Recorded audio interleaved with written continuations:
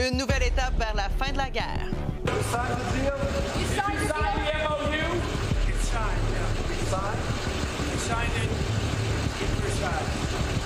Les États-Unis et l'Iran signent le protocole d'entente. Également ce soir. Je demeure convaincu maintenant qu'après 8 ans, c'est l'ouverture d'un nouveau chapitre. Un autre ténor de la CAQ quitte le navire. Et Charles Milliard, toujours en réflexion sur un possible recours en diffamation contre le chef péquiste. C'est un dossier sérieux, mais honnêtement, j'espère qu'on aura une campagne de qualité beaucoup plus respectueuse. Il est 22 h, c'est l'heure de Nouveau Info.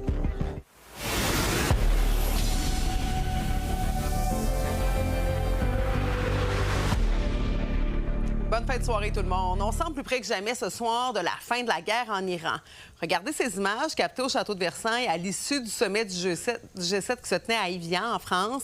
Alors, on voit le président Trump signer un protocole d'entente pour mettre fin au conflit.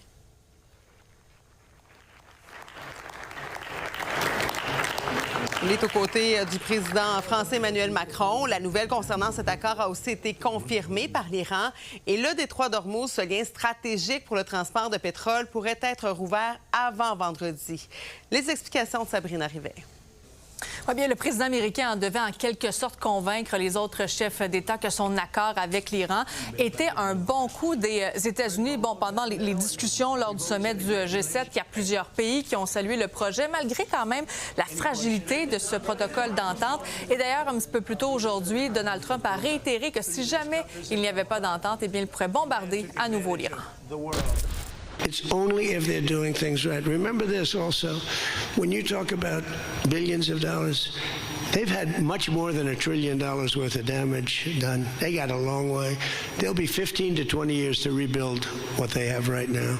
So they have to behave themselves. If they're not behaving, they get hit again. You know, they'll be hit again. Bon, d'ailleurs, on avait très peu d'informations en lien avec le protocole d'entente entre les États-Unis et l'Iran. Eh bien, voilà qu'il a été dévoilé dans certains médias. Donc, on parle d'un accord en 14 points. Alors, ce qu'on a pu y lire, c'est que notamment, il y aurait la dilution des stocks iraniens d'uranium, la levée des sanctions visant Téhéran, mais également la reprise du trafic maritime dans le détroit d'Ormuz. Mais je vous rappelle quand même qu'avant la guerre au Moyen-Orient, les navires circulaient librement dans le détroit d'Ormuz. Autre sujet, bien sûr, qui a été discuté pendant le sommet du G7, eh bien, c'est la guerre en Ukraine. Et tous les pays présents se sont mis d'accord pour accentuer la pression sur la Russie.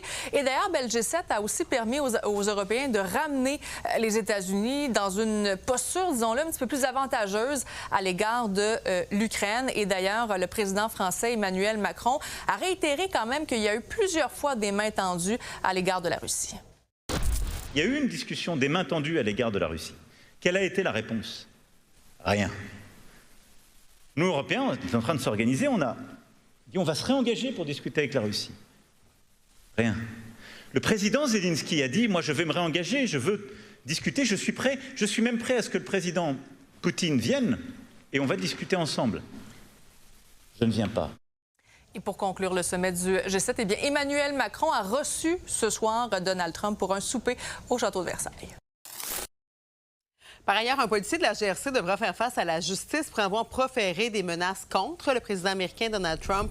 Dans une vidéo publiée sur son compte Snapchat, la vidéo en question a été publiée alors que le policier était affecté à la sécurité de la réunion des dirigeants du G7 en Alberta il y a 1 an maintenant, une réunion à laquelle participait le président américain. C'est un autre policier qui a alerté la GRC qui n'a pas tardé à retirer le policier de ses fonctions. Politique maintenant, un des ténors de la CAQ, le ministre Jean Boulet, ne se représentera pas aux prochaines élections. Il a annoncé qu'il quittera la vie politique après son mandat. C'est le 32e départ dans les rangs du parti au pouvoir, juste à la veille du déclenchement des élections. Coralie Morancy. Ça m'a désolé un peu, parce que là, tout un changement dans la CAQ, là. C'est dans son comté de Trois-Rivières, entouré de ses proches, que Jean Boulet a annoncé mercredi son départ de la vie politique. Ému, il quitte avec le sentiment du devoir accompli.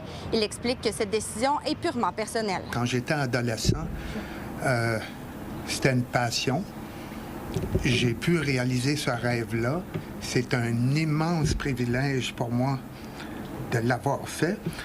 Et j'ai rencontré des personnes remarquables.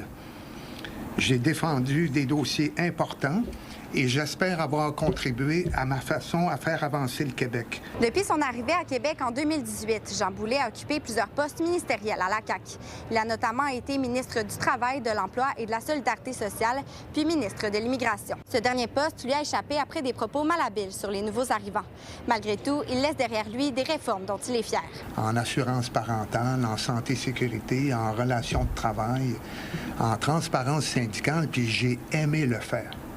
Mais je demeure convaincu maintenant qu'après 8 ans, c'est l'ouverture d'un nouveau chapitre. Ce départ s'ajoute à une longue liste d'élus. À quelques mois des élections, une trentaine de députés ont déjà confirmé qu'ils ne seront pas candidats sous la bannière de la CAQ.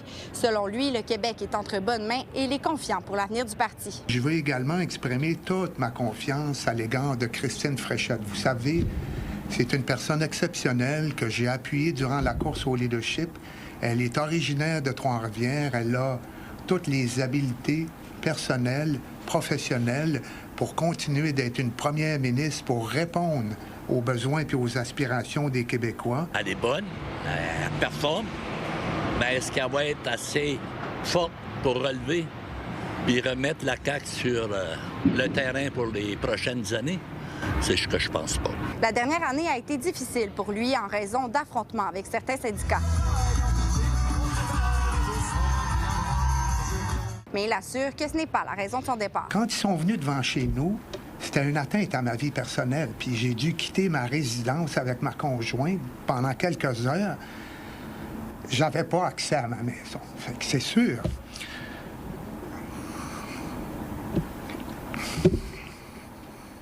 Mais c'est pas partie de ma décision, Martin. Je respecte trop la liberté d'expression, mais il y a des limites. Le ministre Jean Boulet demeurera actif au cours des prochains mois et jusqu'à la fin de son mandat. À Trois-Rivières, Coralie Morancy pour Nouveau Info. Pas toujours facile, hein, la vie de politicien. Maintenant, c'est vraiment une course à trois entre le Parti québécois, le Parti libéral et la coalition Avenir Québec qui se dessine pour les élections de cet automne. C'est ce que révèle le récent sondage Léger Québécois. Mais les choses pourraient encore changer puisque moins d'un électeur sur deux aurait fait un choix qui n'est pas encore définitif. Le chef du Parti libéral, Charles Milliard, était justement en entrevue sur nos ondes un peu plus tôt aujourd'hui. Il soutient que c'est au chef des différents partis de convaincre les électeurs indécis. Il est aussi revenu sur la querelle qui l'oppose présentement au chef du Parti québécois. La semaine dernière, Paul Saint-Pierre Plamondon avait fait réagir en associant le Parti libéral au crime organisé. Il a reçu aussi peu après une mise en demeure de la part de M. Milliard. Moi, je refuse qu'il y ait des allégations injustes qui soient portées contre non seulement le parti, mais contre les militants, les nouveaux candidats que je recrute. Alors, je trouve ça déraisonnable. Et plusieurs Québécois, d'ailleurs, sont de cette opinion-là. Alors, aujourd'hui se termine le délai. Je vais rediscuter avec les instances du parti. C'est un dossier sérieux.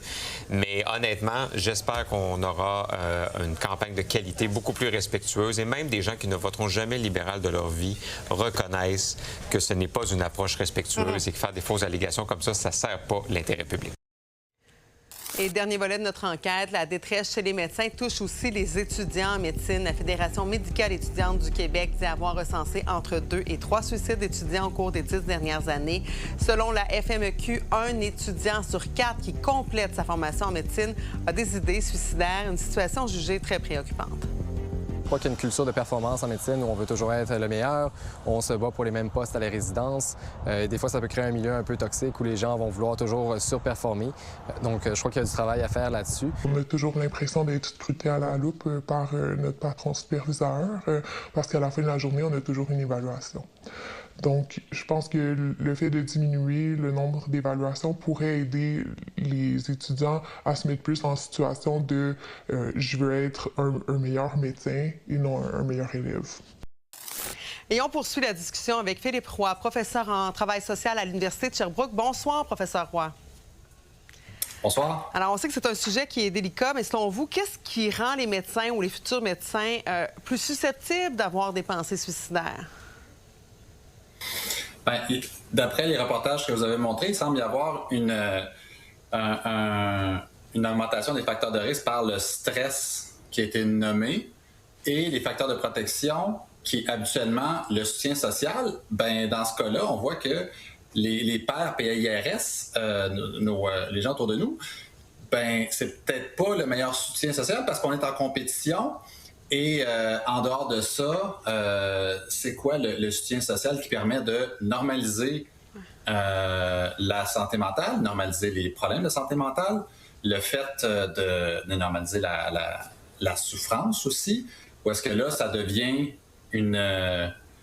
ça peut générer de la honte alors que tout le monde souffre, donc le besoin d'humaniser, de normaliser, comme ça a été nommé dans certains extraits des reportages qui ont eu. Professeur Roy, on va lire ensemble une des réactions. Il y a plusieurs réactions de médecins suite à la diffusion des reportages, dont une qui m'a quand même interpellée parce que j'ai reçu 2 fois à peu près la même. Donc, j'ai dû prendre quelques semaines de convalescence. Plusieurs patients me l'ont reproché. C'est comme si le public ou même les médecins se disent, bien là, les médecins sont là pour soigner et ils n'ont pas trop le droit d'être malades, eux. Bien, c'est une double pression, une double adversité. D'une part, on est blessé, puis ensuite, on nous fait sentir mal d'être blessé. Alors, il faudrait peut-être commencer à travailler la deuxième de façon collective. Les médecins, c'est des humains. Ils ont le droit d'être malades, ils ont le droit de prendre des congés, ils ont le droit de se soigner. Et il y a quelque chose qui est le conflit identitaire aidant-aidé. Donc, si quelqu'un est une personne aidante, on a l'impression qu'elle ne peut pas être aidée à son tour.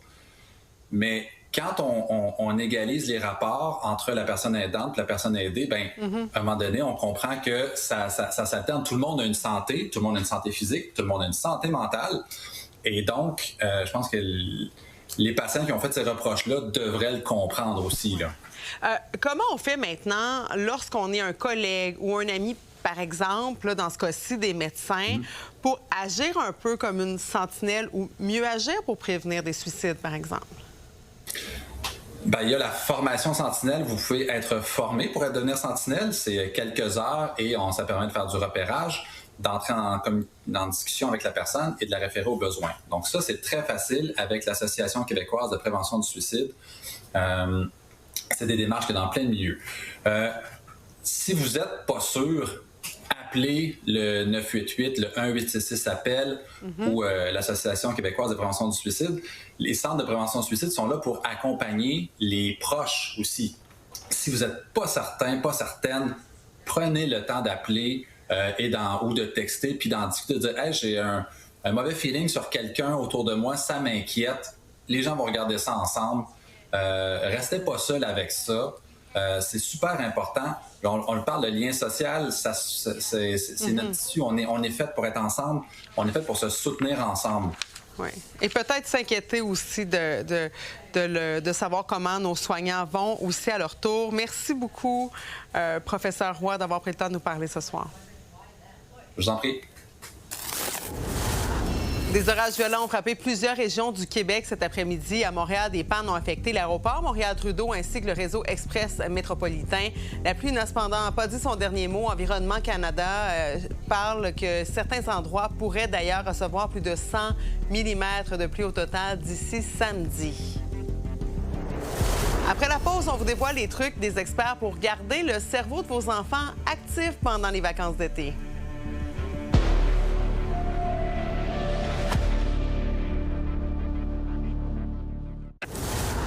Un événement tragique s'est déroulé au centre commercial Jacques-Cartier de Longueuil hier soir. Il y a un homme qui est mort à la suite d'une altercation avec un agent de sécurité. Les circonstances du drame sont toujours nébuleuses. Reportage Lille Lamouche. C'est malheureux, malheureusement. Là. Malheureux, vraiment. D'habitude, j'ai pas de trouble là. Non, c'est ma place. Bien, en tout cas, c'est étrange, à tout le moins. Ouais.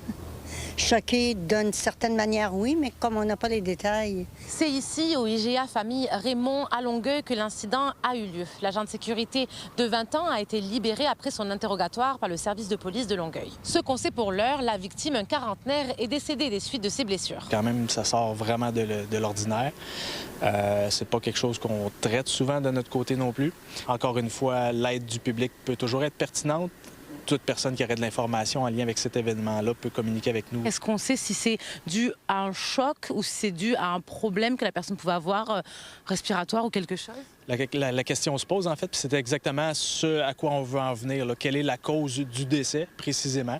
Nos enquêteurs ont rencontré des témoins. Il y a des éléments qui ont été récupérés sur place hier, là, en soirée, même une partie de la nuit. Là, l'enquête se poursuit. C'est pas parce qu'on a levé la scène sur place que l'enquête est terminée. Là, nos enquêteurs travaillent d'arrache-pied, encore une fois, à ce moment-ci. Les blessures qui auraient été causées par l'altercation entre l'agent de sécurité et la victime auraient été assez importantes pour que l'homme de 42 ans finisse inanimé au sol à l'entrée du IGA derrière moi. Selon une employée d'un commerce voisin, la victime était suspectée d'avoir commis un vol. Pour ce qui est de la nature de l'altercation, on sait qu'aucune arme n'a été utilisée. D'après le SPAL, les deux hommes ne se connaissaient pas et l'agent de sécurité n'a pas d'antécédent judiciaire. Le jeune agent de 20 ans était probablement peu expérimenté dans les services de sécurité privés, selon les experts avec qui nous avons parlé. Ce que je peux dire, c'est que dans la formation, on explique aux gens, mais on ne va pas vraiment en profondeur dans la formation par rapport à comment détecter un cas de détresse ou bien quelqu'un qui est en agressivité. Par contre, on explique ce qu'on appelle le continuum de force. On parle de 70 heures de formation. Et on apprend à gérer une altercation physique dans les 70 heures quand même? Je dirais qu'on est outillé, on est plus informé. Mais je ne dirais pas qu'il y a des formations dédiées pour ça. C'est que les gens ne sont pas formés en communication tactique ni en désescalade. L'Agence provinciale des agences de sécurité affirme par ailleurs que ce type d'incident n'arrive quasiment jamais dans la profession. Que oui, le métier change, mais en soi, ça demeure notre travail de gérer des gens puis d'être capable d'intervenir dans des situations qui sont délicates. Fait que c'est ça notre métier d'agent de sécurité. Puis il y en a de différents types, là. Le travail de nuit dans un building versus le travail dans un centre d'achat qui est rempli de plein de monde, ça fait toute la différence. L'agent de sécurité a été libéré sous de strictes conditions et les enquêteurs continuent leur travail à savoir si la victime était atteinte d'un quelconque problème ayant aggravé la situation. Pour ce qui est de l'agent de sécurité, il fera face fort probablement à des accusations d'homicide involontaire. À Longueuil, Lila Mouche pour Nouveau Info. Et on se déplace à Trois-Rivières où la mosquée du Centre culturel islamique de la Mauricie a été vandalisée dans la nuit de mardi à mercredi. Des vitres ont été brisées, possiblement avec des roches. Les policiers de Trois-Rivières sont intervenus sur la scène cet avant-midi après avoir reçu un appel du responsable du lieu de prière. Les policiers enquêtent afin d'identifier un ou des suspects. Vous savez, il ne reste que quelques jours à l'année scolaire. Il y a des dizaines de milliers d'élèves du Québec qui s'apprêtent à prendre le chemin des vacances, mais ils risquent aussi de perdre entre 10 et 30 des notions qu'ils ont apprises cette année. Mais il existe quand même des trucs pour limiter les dégâts. Marie Casmar. L'été, est-ce que c'est vraiment fait pour jouer? Je trouve que c'est une période pour s'amuser. Les dernières années, j'achetais toujours un cahier, reviser ma deuxième année, puis je me suis rendu compte que les enfants, ça les intéressait pas, ça les démotivait. Je pense les deux. Il faut savoir partager. Il y a un temps pour jouer, un temps pour aller apprendre. Évidemment qu'ils ont besoin d'un moment pour se reposer, s'amuser, être des enfants, quoi. Mais il semblerait qu'une pause prolongée peut nuire à leur apprentissage. Les jeunes, pendant l'été, peuvent perdre entre 10 et 30 des acquis qu'ils ont fait pendant l'année. C'est énorme, ça. Une session, une étape, en fait, là, de perdu qui peut être évitable. Pourquoi l'été, c'est une belle période pour apprendre? Un enfant qui arrive à l'école, la première chose qu'il fait, là, souvent, là, il s'assoit, il prend une collation, là, puis il souffle. Ouais. Mais là, on lui demande, attends, on va se rasseoir, on va refaire une autre période, puis on va travailler ce qui est difficile. Ouf! L'été, là, 10 heures le matin, là, quand t'es frais et dispo pour apprendre, t'es capable de prendre tout ce que tu peux pour le consolider puis le maîtriser. Comment on rend ça sexy de continuer à apprendre pendant l'été? L'été, c'est fait pour jouer. Oui, mais il y a plein d'idées. Pour le secondaire, on pourrait dire, OK, bien, on se fait un club de lecture de famille cet été. On va lire 4 romans. Choisis, puis on les lit tout le monde. Puis après ça, on en parle, on en discute. Fait qu'on vient travailler le français. Exact, c'est super le fun. OK, on s'en va en vacances en Gaspésie. Hey, OK, on fait une petite activité. Les 3 enfants, vous faites toute une présentation sur la Gaspésie. Ah, c'est bien une bonne idée! On va aller chercher nos enfants qui sont artistiques. Aussi, dans ce contexte-là, on va dire, mettez de la couleur, faites-moi une affiche que je vais pouvoir réutiliser, c'est visuel. J'ai 3 enfants, ils sont pas de même âge, je sais pas quoi faire. Pourquoi je ferais une activité d'apprentissage avec mes 3 enfants en même temps? Les craies. OK. On commence avec une phrase simple, c'est notre plus jeune qui le fait. Donc, notre deuxième année nous sort une phrase simple, on y va, il écrit la phrase simple. Parfait. Mon deuxième plus vieux, il est en 4e, 6e année. Parfait. Viens m'entourer les noms. viens m'identifier les sujets. Il est où mon verbe? J'ai-tu un adjectif? Puis est-ce que j'ai un participe passé qui est accordé? J'imagine que vous avez parlé avec des parents, que vous avez parlé avec des élèves aussi qui finalement réintègrent les bancs d'école en septembre. Est-ce qu'il y a réellement une différence? On a eu des beaux commentaires sur la confiance en soi. Oui. Un élève qui rentre avec « Ah oui, mais moi, je l'ai pratiqué cet été. » Ah, il est déjà plus solide, il se sent plus solide, il a une confiance en rentrant. Et y a-tu rien de mieux qu'un élève qui rentre avec une confiance en soi en début d'année scolaire? Ouais. À Montréal, Marie Cassimard pour Nouveau Info. Vous avez un sujet d'enquête à nous transmettre, une nouvelle vous fait réagir, vous avez une histoire à partager. Je vous invite à m'écrire à l'adresse que vous voyez présentement à l'écran. Allez aussi faire un tour sur notre site web nouveau.info pour voir ou revoir nos reportages.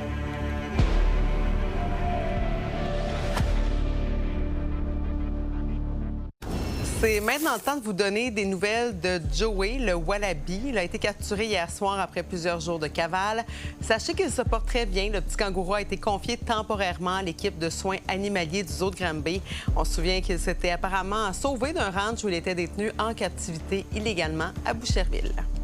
Donc, il a été endormi, en fait, en termes plus simples. Donc, il faut vraiment bien se préparer à gérer des complications, avoir les bons produits, les bons dosages, parce que c'est pas le même produit qu'on prend pour toutes les espèces. C'est vraiment un cocktail spécifique de drogue qui est souvent connu pour différentes espèces, que nos vétérinaires s'assurent qu'on a les bonnes choses. Donc, ça prend un certain temps de préparation pour être sûr que l'animal, tout va se faire en sécurité.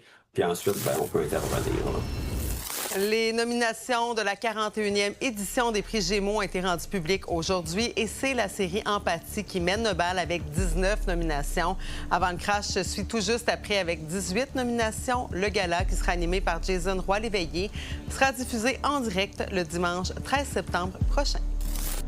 Au sport, c'est ce soir qu'avait lieu le repêchage de la Ligue professionnelle de hockey féminin et c'est l'Américaine Caroline Harvey qui a été sélectionnée au tout premier rang par les Golden Knights de Vancouver. L'équipe fera d'ailleurs ses débuts dans la Ligue l'automne prochain et étant donné sa victoire de la Coupe Walter, la victoire repêchée au 12e et dernier rang de la première ronde, l'équipe montréalaise, elle, a jeté son dévolu sur l'attaquante finlandaise Petra Nieminen. Alors voilà, c'est tout pour ce soir. Demain, bien sûr, on surveille la Coupe du monde de la FIFA on surveille la performance du Canada qui va donc disputer son deuxième match du tournoi face au Qatar. Là-dessus, tout le monde, je vous souhaite une bonne nuit et on se dit à demain. Au revoir.